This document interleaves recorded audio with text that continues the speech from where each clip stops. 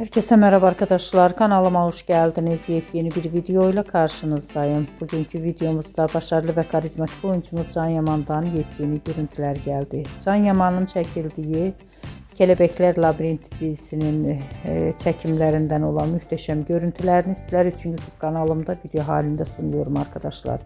Umarım beğenirsiniz. Videomu beğendiyseniz kanalımı izlemeyi ve bildirim butonuna basmayı unutmayın. Şimdilik benden bu kadar olsun. Yeni videomuzda görüşmek üzere. Hoşça kalın.